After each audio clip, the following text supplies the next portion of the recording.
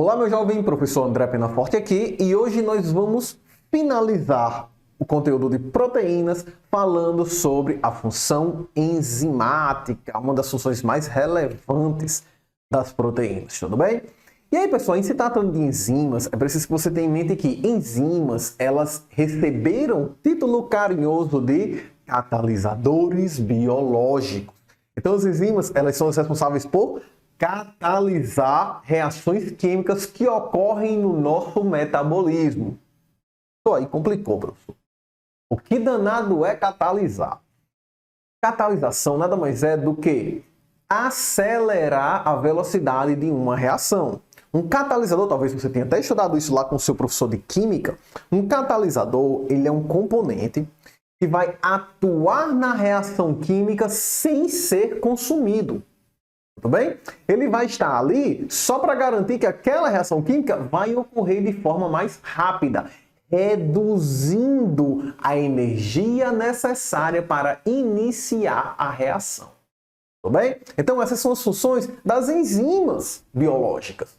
Bem, elas reduzem a energia necessária para que as reações aconteçam, garantindo que essas reações vão ocorrer de forma mais eficiente, mais rápida, mais veloz, poupando-nos energia. Tudo bem? Então, vamos compreender aqui a estrutura da enzima olho no slide. Dá uma olhada aqui, pessoal. Então, aqui nós temos o catalisador biológico, uma enzima, certo? E aí a enzima, ela tem algumas partes fundamentais. Essa imagem que vocês estão observando é uma enzima atuando. Veja que essa enzima, ela realiza a quebra de um composto. Nem toda enzima vai fazer isso não, certo? Então essa enzima está quebrando, por exemplo, isso daí poderia ser uma enzima digestiva. Está realizando digestão, está quebrando partículas maiores em partículas menores. Mas nada impede que você tenha enzimas que façam o exato oposto. Enzimas de síntese, que sintetizam algo, pega ali e constrói. Então as enzimas realizam as mais diversas funções. Tudo bem? Então voltando aqui para o slide, olha só. Então, a enzima, ela tem algumas estruturas. Olha isso aqui. Ela tem o seu sítio ativo. Isso daqui é o sítio ativo da enzima. O sítio ativo é a região que vai atuar sobre um produto. Então, você tem, ou melhor, sobre um substrato. Então, você tem o sítio ativo que vai atuar sobre o substrato. Então, o sítio ativo reconhece e se liga no substrato. Realiza a reação química liberando os produtos. Bem?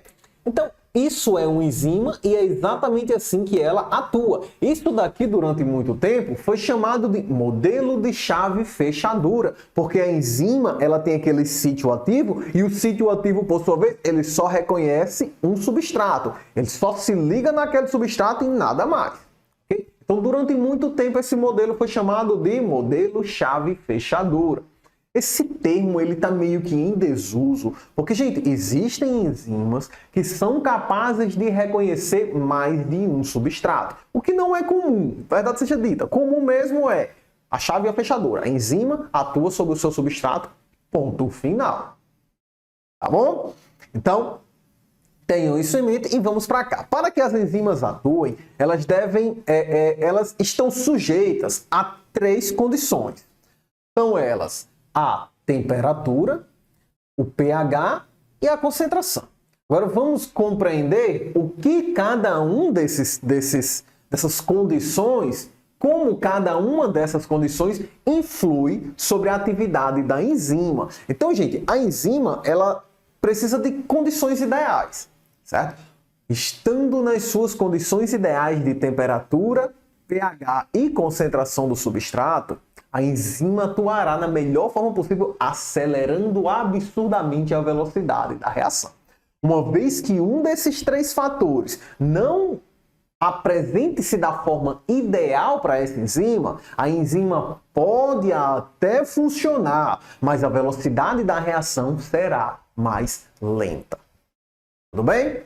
E claro, em condições extremas, onde um desses fatores está muito extremado, a enzima para de funcionar, perde sua estrutura, perde sua função completamente. Vamos entender agora individualmente como cada um deles funciona, observando aqui o slide.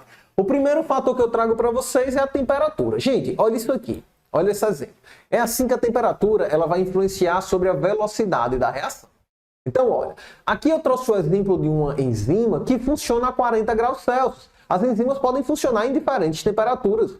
E, inclusive, no nosso corpo, as enzimas elas atuam só a temperaturas distintas. A temperatura da sua boca ela é diferente da temperatura do seu estômago, que é diferente do seu intestino.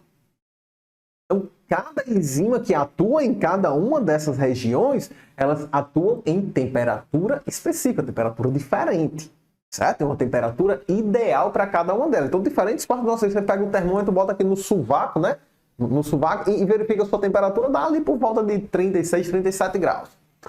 Bom, então as enzimas daquela região ali, né, região do sovaco, atuam entre 36 e 37 graus. Mas se você pegar o termômetro e botar, sei lá, no pescoço, na perna, no braço, a temperatura é diferente. Tudo bem? As temperaturas oscilam até mesmo no nosso corpo.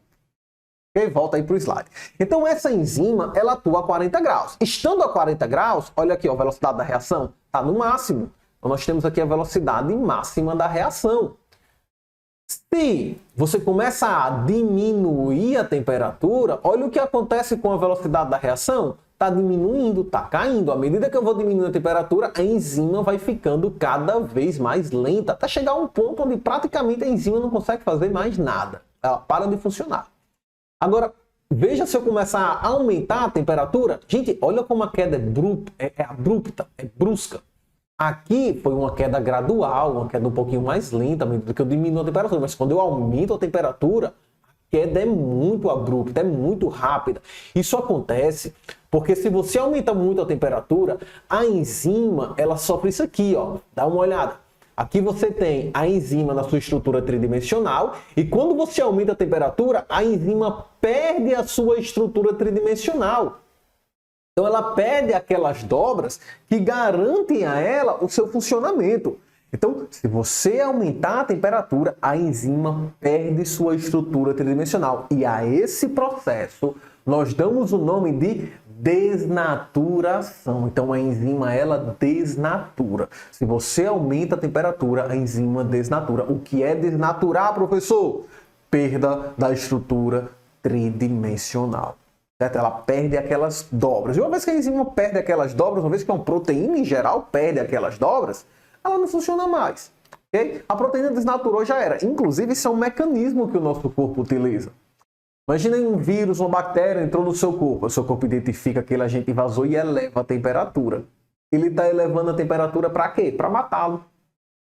Para eliminar aquele agente invasor. Tentando desnaturar as suas proteínas.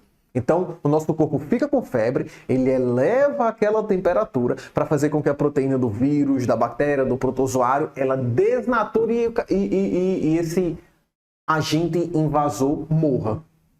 Ok? Então, veja que mecanismo eficiente, né? É um mecanismo bem interessante. Ok? Então é isso. É assim que a enzima funciona no que se refere à temperatura. Você tem uma temperatura ideal, abaixo disso você vai perdendo velocidade de reação, acima disso vai perdendo velocidade até chegar a um ponto onde a enzima perde sua estrutura tridimensional e desnatura, não serve mais para nada. Bom, pessoal, só um detalhe. Tem umas enzimas que são as tem umas proteínas que são as chaperonas. As chaperonas, elas vão ali e agarram as proteínas quando a sua temperatura está subindo. Sua temperatura está subindo, a chaperona vai lá, agarra a proteína, uma proteína vital, para garantir que ela não desnature. Então nós temos umas proteínas de defesa contra essa elevação de temperatura. A chaperona, ela agarra e ela dobra a proteína de novo, fazendo com que ela retome a sua estrutura tridimensional. Bem interessante. Nós temos mecanismos para nos proteger dessa elevação de temperatura. É evidente que, meu irmão, bateu aí 40 graus, a média do nosso corpo é 36 a 37. Passou disso daí, você já está febril. Né? Bateu 38 ali, você está com febre. Passou de 40 graus, meu amigo, você está com o pé na cova. Tem que baixar essa temperatura ou você vai ganhar um paletó de madeira. Bom, tem que ter cuidado. Voltando para o slide, vamos falar do segundo fator, né? O pH. Então já sabemos, a nível de temperatura tem que ter uma temperatura ideal. Gente, olha isso aqui. A enzima, como eu disse a vocês, ela tem um sítio ativo. E o pH, ele atua diretamente sobre a estrutura desse sítio ativo. Porque, veja, tem um pH ótimo. Aí, no pH ótimo, o sítio ativo está lá, a enzima está pronta para funcionar. Só que olha o que aconteceu nesse meio. Íons de hidrogênio. E aqui você precisa lembrar de um detalhe, antes que você compreenda o pH propriamente dito. A escala de pH, ela vai de 0 a 14. Tá bom? Sendo 7 o pH neutro. Abaixo de 7 até 0 é o pH ácido. Acima de 7 até 14 é o pH básico. Tudo bem? Então, dentro dessa escala, cada enzima também tem o seu pH ideal. Certo? Então, olha isso. Estando no pH ideal, a enzima tem seu sítio ativo perfeito. Esses íons de hidrogênio, eles geram uma queda no pH, fazendo com que o pH se torne ácido. E aí, quando nós temos essa alteração do pH, essa queda no pH acidificando o meio, a enzima perde sua estrutura tridimensional, o sítio ativo mudou, essa enzima simplesmente não tem mais como funcionar. Ok? Então veja, a enzima ela atua num pH ideal. Se você diminui o pH deixando ácido, se você aumenta o pH deixando básico, a enzima para de funcionar. Agora tenha cuidado. Às vezes quando eu falo isso, o cara pensa, esse pH, então toda enzima vai funcionar ali em 7. Neutro. Se ficar ácido, desnatura não, perde a estrutura do sítio ativo. Se ficar básico, perde também. Não é assim. De novo, lembra que eu falei lá da proteína? Que as proteínas, cada proteína de cada região do nosso corpo atua numa temperatura específica daquela região, no pH é do mesmo jeito. Cada enzima de cada região do corpo atua no pH daquela região. Por exemplo, se for uma enzima da boca, por exemplo, a pitialina, que vai atuar digerindo o amido. A pitialina funciona em pH 7 mesmo, beleza, nossa boca pH ali por volta de 7, pH neutro, certo? Mas aí você engoliu o alimento chegou no estômago. No estômago, o pH é ácido, então você pega ali a pepsina, que é uma enzima que vai digerir proteínas lá no estômago. Essa enzima, ela vai atuar em pH ácido, pH ali por volta de 2, 3, um pH bem ácido, tanto que o nosso estômago ele é cheio de ácido clorídrico, que é um ácido muito poderoso. Certo? Mas beleza, saiu do estômago, caiu no intestino. Certo? Aí lá no intestino o pH é alcalino, é um pH básico, já é um pH acima de 7, ali por volta de 9, 10. Certo? É um pH já bem mais alto. Então as enzimas lá do suco entérico, do suco pancreático, você tem ali, por exemplo, a maltase, certo?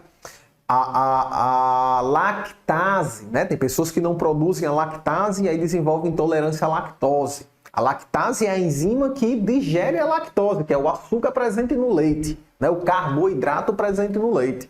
Então a lactase ela digere a lactose, ela está funcionando, ela está lá no intestino, então ela é uma enzima que funciona em pH básico.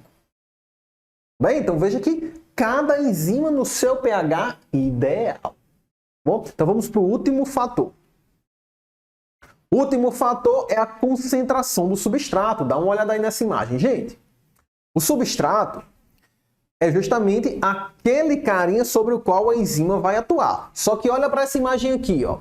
O substrato, ele precisa se ligar. Olha só, essa enzima aqui é a enzima de síntese. Ela está pegando dois substratos e construindo um produto. Diferente da enzima que eu estava usando como exemplo anterior, que era uma de catálise, né? Era uma de quebra. Então, ó, para que a reação ocorra, é preciso que ocorra um choque efetivo entre a enzima e os seus substratos, para que ela possa finalmente catalisar a reação. Aí é evidente, para que esse choque efetivo aconteça, quanto mais substrato disponível para a enzima agir, mais rápido e mais eficientes serão esses choques. Então, quanto maior a concentração do substrato, mais eficaz será a enzima até um determinado nível. Então, o gráfico ele é assim, ele vai subindo, né? A velocidade vai aumentando, até chegar um momento onde ela estabiliza. Okay? Então, quanto mais substrato, mais rápido a enzima vai atuar, porque isso vai facilitar o choque efetivo, vai facilitar o encaixe do sítio ativo da enzima no seu substrato, até um determinado ponto onde a concentração já não faz diferença. Então a concentração ela vai aumentar a velocidade até um certo grau, chegou nesse grau aí, ela estabiliza a velocidade, né? A concentração já não faz diferença. Bem, então de temperatura tem a temperatura ideal, pH tem o pH ideal, acima ou abaixo disso diminui a velocidade da reação. Concentração do substrato, quanto mais melhor, até um determinado nível onde não faz mais diferença nenhuma. Tá bom, pessoal? Então, esses são os fatores que atuam diretamente sobre a função enzimática das proteínas. Com isso, finalizamos essa aula, finalizamos proteína e no nosso próximo encontro vamos iniciar ácidos nucleicos. Vamos falar sobre o DNA e o RNA. Até lá. Valeu!